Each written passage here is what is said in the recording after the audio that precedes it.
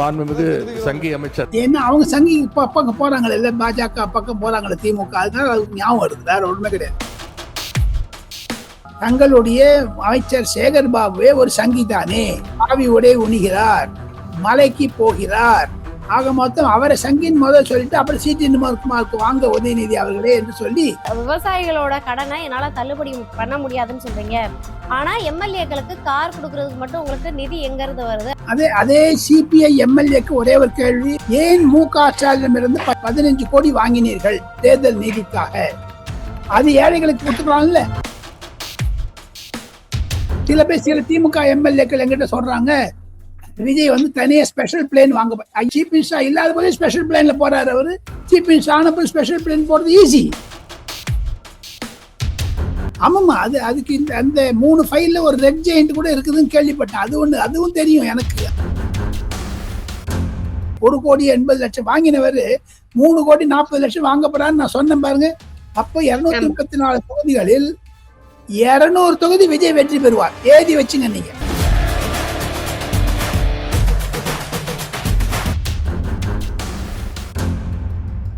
Credit card over டியூவா, multiple EMI ஸ்ட்ரெஸ்ஸா? இனி ஒரே இஎம்ஐல ஈஸியா மேனேஜ் பண்ணலாம். Power of one EMI. The expose நேயர்களுக்கு வணக்கம். நான் ரவீனா. இன்னைக்கு நேர்காணல நம்ம கூட இணைந்திருக்கக்கூடிய ஒரு சிறப்பு இருந்த தாவேக்க பத்தி நம்ம தமிழகத்துல இருக்கக்கூடிய பேச்சாளர்கள் இல்லைன்னா விமர்சகர்கள் பேசுறதை தாண்டி டெல்லியில இருந்து தொடர்ந்து தாவேக்காவுக்காக குரல் கொடுத்துருக்கக்கூடிய நம்மளுடைய டெல்லி ராஜகோபால் சார் தான் லைன்ல இருக்காங்க. பேசலாமாங்க சார்? வணக்கம். வணக்கம், நமஸ்காரமா. நல்லா இருக்கீங்களா? நல்லா இருக்கேன் சார். நீங்க எப்படி இருக்கீங்க? மக்களால தேர்ந்தெடுக்கப்பட்ட அரசு தான் இன்னைக்கு தாவேக்க அரசு. சட்டமன்றத்துல நிறைய அமைச்சர்கள் போயிட்டு பணியாற்றிட்டு இருக்காங்க. இப்படிப்பட்ட பொறுப்புல இருக்கக்கூடிய அமைச்சர்களை இன்னைக்கு நிர்மல்குமார் அவர்களை போயிட்டு சங்கி அமைச்சர்னு உதயநிதி அவர்கள் சொல்றாரு. ஒரு சட்டமன்றம் லைவ்ல போய்கிட்டு இருக்குது. ஒரு பொறுப்புல இருக்கக்கூடிய அமைச்சர் அவர்களை பார்த்து இந்த மாதிரியான வார்த்தையை சட்டமன்றத்துல சொல்றது எப்படி ஏத்துக்கக்கூடிய ஒரு விஷயம் ஐயா? ஏன்னா அவங்க சங்கி பக்கம் போறாங்களே, இல்ல பாஜக பக்கம் போறாங்களே திமுக, அதனால அதுக்கு ஞாபகம் வருது, வேற ஒண்ணுமே கிடையாது. ஓரிரு நாட்களில் சங்கி பக்கம் போகக்கூடிய வாய்ப்பு திராவிட முன்னேற்ற கழகத்திற்கு கண்டிப்பாக இருக்கிறது என்பதுதான். சங்கின்னு சொல்லிட்டாங்கன்னா எல்லாம் இவருனா சனாதனத்துக்கு எதிர்த்தா இருக்கணும்னா சங்கிய. ஆமா, சங்கி தான், அவர் யாரும் இல்லைங்கிறிய. அதுதானே தமிழக வெற்றி கழகத்தினுடைய மவுசு. தமிழக வெற்றி கழகத்தில் 8 தலித் அமைச்சர்களும் 2 பிராமண அமைச்சர்களும் 3 வன்னியர் அமைச்சர்களும் இருக்காங்க. அதுதானே சோசியல் ஜஸ்டிஸ், அதுதானே சங்கி. இவங்க இல்ல, ஒரு பிராமணன் இல்லாத தலித் இல்லாத திமுக அரசுக்கு சங்கின்னு ஏன் சொல்லக்கூடிய சங்கி இவர். ஆமா, அவர் ஒத்துக்கிறாரு, எஸ் சங்கி, அவ்வளவுதானே. இதுல என்ன இருக்குது? அது தமிழ் வெற்றி கழகத்துடைய முதலமைச்சர் விஜய் அவர்களை நன்றாக ஒன்னே ஒன்று சொல்றாரு, நான் ஒரு கூட்டணி ஆட்சி அமைப்பேன்னு சொன்னாரு. அனைத்து மதங்களுக்கும் இடம் கொடுப்பேன்னு முன்னாடி சொன்னாரு.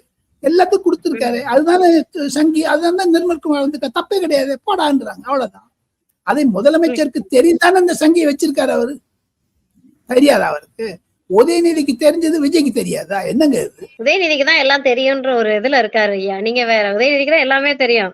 இது களவும் கற்ற ஒரு மனிதர். ஆமாமா, அதுக்கு அந்த 3 ஃபைல்ல ஒரு ரெட் ஜெயிண்ட் கூட இருக்குதுன்னு கேள்விப்பட்டேன். அதுவும் தெரியும் எனக்கு. அது பாருங்க, ஒரு ரெட் ஜெயிண்ட் ஃபைலும் மாட்டி இருக்குதா? முடிஞ்சு போச்சு. அது அங்கதான் நர்வ் சென்டர் அதானே. நீங்க சொல்லி பல விஷயம் நடந்திருக்குது இன்னைக்கு. சோ இந்த செப்டம்பர் 5ஆம் தேதி வரைக்கும் நானும் பொறுத்திருந்து பாக்குறேன் யாரோட ஃபைல் வெளியில வரப்போகுது அப்படின்றத. ஓகே ஐயா. ஐயா, இப்ப தொடர்ந்து சிஎம் சார் ஒரு அறிவிப்பு கொடுக்குறாங்க. என்னன்னா, எல்லா எம்எல்ஏக்களுக்கும் கார் கொடுக்குறோம் அப்படின்னு சொல்லிட்டு. ஆனா இத தொடர்ந்து உதயநிதி அவர்களா இருக்கட்டும், இல்ல எதிர்கட்சியில இருக்கவங்களா இருக்கட்டும், எல்லாருமே விமர்சனம் பண்றாங்க. இன்னைக்கு இருக்கக்கூடிய நிதி நெருக்கடியில இப்படி எல்லாருக்கும் கார் கொடுக்கறது அவசியமா? எல்லா எம்எல்ஏக்கள்கிட்டையும் மோஸ்ட்லி கார் இருக்கு, இல்லாதவங்களுக்கு மட்டும் கொடுங்க அப்படின்னு ஒரு விமர்சனத்தை வைக்கிறாரு. அது விஜய் அவர்களுடைய பரந்தாண்மை, அது ஹியூமானிடேரியன் பேசிஸ், பரந்த மனப்பான்மை, பரந்த உள்ளத்தை காண்பிக்கிறது. நீங்க வேண்டாம்னு போயிடுங்க, அவ்வளவுதானே. 234 60 குறைஞ்சதுன்னா 184 இருக்குது, அவ்வளவுதானே. அவங்க வாங்கிக்கிறாங்க. யார் வாண்டான்னு வாங்கட்டும், அவ்வளவுதானே. நல்லதாச்சு. என்ன இருக்குது அதுல போய்? ஏன்னா எல்லாருக்கும் கார் இருக்குது. என்ன 10,000 ரூபாய் இருக்குது, கார் இல்லைன்ட்டு ஆதவர்ஜி நான் சொன்னார் ஸ்டாலினை பத்தி. அவர் இருந்திருந்தானே அவருக்கு ஒரு கார் கிடைச்சிக்கல. உதயநிதி அந்த கார் வாங்கிட்டு அப்பாட்ட கொடுக்கலாமே. அவங்க சொல்லிட்டாங்க, திமுக எம்எல்ஏக்கள்கிட்ட நிறைய பேர்த்த கார் இருக்குது, சோ அதனால திமுக எம்எல்ஏக்களுக்கு வேண்டாம், யாருக்கு கார் இல்லையோ அவங்களுக்கு மட்டும் பரிசீலனை பண்ணி கொடுங்கன்னு தான் சொல்லியிருக்காரு. உண்மைதான். அதுதானே எலெக்ஷன் அபிடவிட்ல மு.க. ஸ்டாலின் ஐயா அவர்கள் எனக்கு கார் இல்லை என்று சொன்னார். அதுதான் ஆதவ அர்ஜுனா இன்னைக்கு சட்டசபையில சொன்னார். என்னுடைய ஆலோசனை என்ன என்று கேட்டால், உதயநிதி தன்னுடைய அரசாங்கத்திலிருந்து அந்த காரை வாங்கி கொண்டு, எம்எல்ஏக்கு கொடுக்கிற காரை வாங்கி கொண்டு தன் தகப்பனாரை கொடுக்கலாமே அப்பாக்கு. அதே ப. சிதம்பரம் மத்திய நிதி அமைச்சராக இருக்கும் பொழுது என்போர்ஸ்மெண்ட் டைரக்டரேட் மூலமாக மு.க. ஸ்டாலினும் 5 வெளிநாடு கார் இருக்கிறது என்று கேஸ் போட்டார். உங்களுக்கு தெரியும்னு நினைக்கிறேன். அதுதான் வி. நாராயணசாமி மினிஸ்டரா இருந்த போது பண்ணாங்க. ஞாபகம் இருக்கா? எந்த திமுக தொண்டனுக்கும் ஞாபகம் இருக்கும். அந்த 5 கார் வச்சிருந்தாரு. ஏன் 5 கார் வச்சிருந்தாரு, ஃபாரின் கார். முதலமைச்சர் நிறைய கார் இருக்கு. விஜய் சொல்றாங்களே, இவர்கிட்ட கார் இருந்தா யார் சொல்ல போறாங்க? ஒரு பேட்டியில விஜயனுடைய தாயார் சோபா அம்மா சொல்லி இருக்காங்க, என் மகனுக்கு டாய் கார்னா பிடிக்கும், சின்ன பையனா இருக்கேன்னுட்டு. அந்த ஒரு அன்புனால தான் எல்லா எம்எல்ஏக்கு கொடுத்தாரு. நீ வாண்டான் போயிடு, என்ன இருக்குது? வாண்டான் ரைட், வாண்டான் வச்சு அதுல சில பிரச்சனை. ஆனால் பொதுவாக கருத்து வருவாய் இல்லாத சமயத்தில் அவர்கள் வேண்டாம் என்று சொல்வது அரசாங்கத்துக்கு லாபமாகவும், வேண்டும் என்று சொல்வது எடுத்துக்கலாம். அவ்வளவுதானே ஒண்ணு இருக்கு. அதுல சில பிரச்சனைகள் வரத்தான் வரும் அட்மினிஸ்ட்ரேட்டிவ் சைட்ல. அது யார் பேர்ல இருக்கும்? ரவீனா பேர்லையா, ராஜகோபாலன் பேர்லையா, மு.க. ஸ்டாலின் பேர்லையா, உதயநிதி பேர்லையா, இல்ல விஜய் பேர்லையா, இல்ல ஆதவ அர்ஜுனா பேர்லையா? Chief secretary to government of தமிழ்நாடுன்னு இருக்கும். ஒருவேளை அதுக்கு இன்சூரன்ஸ் யார் கட்டுவாங்க? ஒருவேளை அந்த டோல் டாக்ஸ் போச்சுன்னா ஏற்கனவே KN கேட்கிறாரு, எனக்கு 2 டோக்கன் கொடுன்னு கேட்கிறாரு அசம்பிளில. ஆனா இப்போ சப்போஸ் அதுக்கு ஒரு விபத்து நடக்குதுன்னு வச்சுங்க, அந்த எம்எல்ஏ பையன் எடுத்துட்டு போறான், ஓட்டி விடுறோம், யார் மேலேயானு போட்டு. இன்னைக்கு தெலுங்கானா எம்எல்ஏ மேல அந்த காரை ஏற்றி விட்டு ஒரு பெண்மணி மறைந்தார் என்று சேர்ந்து அந்த மாதிரி வச்சுன்னா அந்த கார் சீஃப் செக்ரட்டரி அட்டாச் பண்ணுவாங்க. போலீஸ் அதை பறிமுதல் பண்ணுவாங்களே. எத்தனையோ பிரச்சனை இருக்கு. அது மட்டும் வேண்டாம்.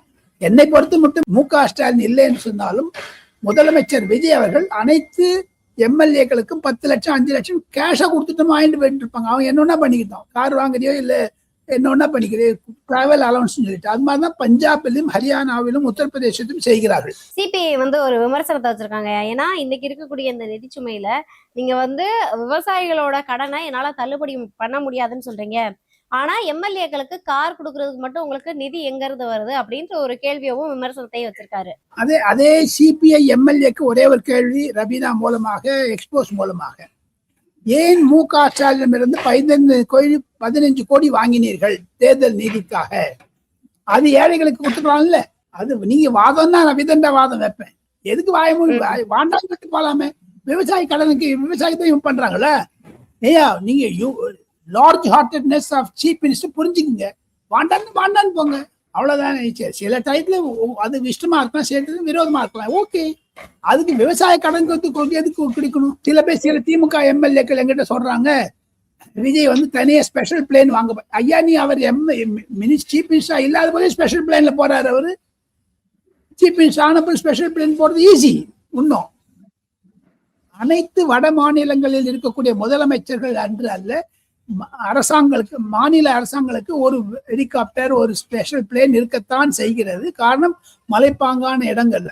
தமிழ்நாட்டுல ஜெயலலிதா அம்மா கூட வாங்கல, ஸ்டாலின் வாங்கல, இவரு வாங்க மாட்டாரு. அவ்வளவுதானே. கிண்டல் பண்ணி நக்கல் பண்றதுல என்ன இருக்கு? உதயநிதி அவர்கள் ஒரு விஷயத்த முன்வைக்கிறாரு. இது இங்க இருக்கக்கூடிய இப்ப நடக்கக்கூடிய இந்த சட்டமன்றம்ன்றது சட்டமன்றம் மாதிரி நடக்கல. எல்லாருமே எந்திரிச்சு விஜய் சாரை புகழ்ந்துகிட்டு இருக்காங்க, பாட்டு பாடிக்கிட்டு இருக்காங்க. நான் சட்டமன்றத்துக்கு வந்திருக்கனா இல்லைன்னா சூப்பர் சிங்கருக்கு வந்திருக்கனானே தெரியல, எதுக்கு இந்த வேலை அப்படின்ற மாதிரி ஒரு விமர்சனத்தை வச்சிருக்காரு. அவர் அவருடைய தாத்தா ஐயா ஸ்டாலின் அவர்களுடைய தகப்பனார் ஐயா கருணாநிதியினுடைய பொதுக்கூட்டங்கள், ஏன்னா அண்ணா அறிவாலயத்துல கருணாநிதி அவர்கள் உயிருடன் இருந்தபோது எவ்ரி வீக் ஒரு பாராட்டு கூட்டம் நடக்கும். ஏதான ஒரு கூட்டத்தை அவர் வந்துடுவார். அப்ப அவருக்கு சுதி பாடுறதெல்லாம் எது பண்றாங்க? நீ சட்டமன்றத்தை பண்ணி அண்ணா அறிவாலயத்துல பண்ண, இது பொதுமக்கள் நடுவில் பண்றாங்க. ஏமா இப்பதான் வந்திருக்காரு ஆட்சிக்கு, புகழ்வது தவறே கிடையாது. இன்னும் சொல்ல போனீங்கன்னா, என்னை பொறுத்த மட்டில் நான் ஒரு சமஸ்கிருதம் படித்தவன், ஸ்லோகம் சொல்ல போயவன், ஆண்டவனை ஸ்தோத்திர பிரியகான்னு சொல்றாங்க. இந்த விஷ்ணு சகஸ்ரநாமம்னு 1008 பெயர்கள் சொல்லி ஆண்டவனை புகழ்கிறார்கள். ஆண்டவனை புகழ்ச்சிக்கு மயங்குறாரு. அதனால தான் பிரைஸ் தி லார்ட்னு ஜீசஸ் சொல்றாரு. இதுலயும் நம்ம இஸ்லாமிலையும் பிரைஸ் தி லார்ட்னு சொல்றாங்க. ஆக மொத்தம் இதெல்லாம் வச்சு பாத்தீங்கன்னா ஒருத்தர் பிரைஸ் பண்ண தப்பு கிடையாது. அப்ப அதனால இவங்க தொடரும் சொல்லிட்டு போறாங்கம்மா, விடுங்க அதெல்லாம். அது they don't care about it. ஏன்னா வாக்குகள் தான் ஃபைனலா வரப்போகுது. 1,80,00,000 வாங்கினவர் 3,40,00,000 வாங்க போறான்னு நான் சொன்னேன் பாருங்க. அப்போ 234 தொகுதிகளில் 200 தொகுதி விஜய் வெற்றி பெறுவார். எழுதி வச்சுங்க நீங்க. பாக்கலாம் எப்ப இருந்து ஐயா இப்ப சேகர் பாபு அவர்கள் வந்து சட்டமன்றத்துல எந்திரிச்சு ஒரு விஷயத்த சொல்றாரு. சோ 4000க்கு மேல நாங்க வந்து நிறைய கோவில்களுக்கு வந்து குடமுழுக்கு பண்ணியிருக்கோம். கிட்டத்தட்ட அதுக்கப்புறமா 79 கோவில்களுக்கு வந்து குடமுழுக்குக்கு நாங்க அறிவிச்சிருக்கிறோம். ஆனா வந்து தாவேக்கா அரசு எதுவும் பண்ணல அப்படின்னு. சோ அமைச்சர் அவர்கள் வந்து எந்திரிச்சு உடனே ரமேஷ் அவர்கள் வந்து ஒரு அறிவிப்பு கொடுக்குறாரு. நீங்க எல்லாமே வெற்று அறிக்கை மட்டும் கொடுத்துட்டு அதுக்கப்புறமா எதையுமே நிறைவேற்றாம எல்லா சுமையும் எங்க மேல வச்சுட்டு போயிருக்கீங்க அப்படின்றாரு. உண்மை. ஆனால் ரமேஷ் சொல்ல மறந்ததற்கு சட்டசபையில் இல்லை. எக்ஸ்போஸ் நேயர்களுக்கு ரவீனா மூலமாக சொல்லுவது என்ன என்று கேட்டால், இதே சேகர் பாபு கோவில்களுக்கு சென்றார். இதே சேகர் பாபு மு.க. ஸ்டாலினுடைய துணைவியார் துர்கா ஸ்டாலினுக்கு பாதுகாவலராக இருந்து அனைத்து நரிவலம் வந்தார் திருவண்ணாமலை கோவிலில். அதை தவிர இன்று சட்டசபையில் சி.டி. நிர்மல் குமாரை சங்கி என்று சொன்ன மு.க. உதயநிதி ஸ்டாலினுக்கு ஒரு வேண்டுகோள். தங்களுடைய அமைச்சர் சேகர் பாபுவே ஒரு சங்கி தானே, காரணம் என்னென்று கேட்டால் அவர் காவி உடை உணிகிறார், மலைக்கு போகிறார். ஆக மொத்தம் அவரை சங்கின் முதல் சொல்லிட்டு அப்புறம் சி.டி. நிர்மல் குமாருக்கு வாங்க உதயநிதி அவர்களே என்று சொல்லி. இப்போ தொகுதி மறுவரையறை நேத்து நடந்த விஷயத்துல பாத்தீங்க அப்படின்னா மொத்தமாவே வந்து சிஎம் விஜய் சார் வந்து பல்ட்டி அடிச்சுட்டாங்க. நிறைய விஷயத்த வந்து மாத்தி பேசிட்டாங்க. முன்னாடி வந்து தொகுதி மறுவரையறைய தமிழக அரசு ஏற்காதுன்னு சொன்னாரு. ஆனா நேத்து அமித்ஷா அவர்கள் வந்திருந்த கூட்டத்துல போயிட்டு அந்த மாதிரியான எந்த விஷயத்தையுமே மென்ஷன் பண்ணல. அப்ப நம்மளுடைய தொகுதி மறுவரையறை வந்து தாவேக்கா அரசு ஏத்துக்குதா? சோ இதுல வந்து தாவேக்கா அரசுக்கு தமிழக அரசு துரோகம் பண்ணுதா அப்படின்ற ஒரு கேள்வியை தொடர்ந்து எதிர்க்கட்சிகள் இன்னைக்கும் சட்டமன்றத்துல வச்சிருக்காங்களே. ஒண்ணும் கிடையாது. தாவேக்காவிற்கு ஒரு எம்பி கிடையாது. ஆக மொத்தம் அந்த எம்பி தேர்தலில் அவர் எடுத்த நிலைப்பாடு சட்டமன்றத்தில் கண்டிப்பாக தமிழர்களின் நலனை கருதி எடுத்தார். ஆனால் பல கருத்துக்கள் மூலமாக பாட்டாளி மக்கள் கட்சியுடைய கணேஷ்குமார் கூறியது, ஐயா மற்ற தலைவர்கள் கூறியதெல்லாம் மனதில் வைத்துக் கொண்டு கண்டிப்பாக அவர் மாறிவிட்டான்னு சொல்ல முடியாது. இந்த ஸ்டேட் இன்ட்ரெஸ்ட்ல வந்து 20 சீட் எக்ஸ்ட்ரா வருதுன்னா அதை ஒத்துன்னு இருக்காரு. கண்டிப்பாக இது வந்து பல்டின் என்று சொல்ல முடியாது. தமிழகத்திற்கு 20 சீட் வருவதை முதலமைச்சர் வரவேற்கிறார் என்று கூட நாம் வர்ணிக்கலாம். அதுல ஒண்ணும் அவர் தப்பே கிடையாது. இல்ல முதல்ல வந்து இந்த தொகுதி மறுவரை வேண்டாம் அப்படின்ற ஸ்டாண்ட்ல தானே தாவேக்கா அரசு இருந்தது. அப்படின்னு சொல்லி அவங்க வந்து 7.18% அவர் ஸ்டிக் பண்ணாங்க.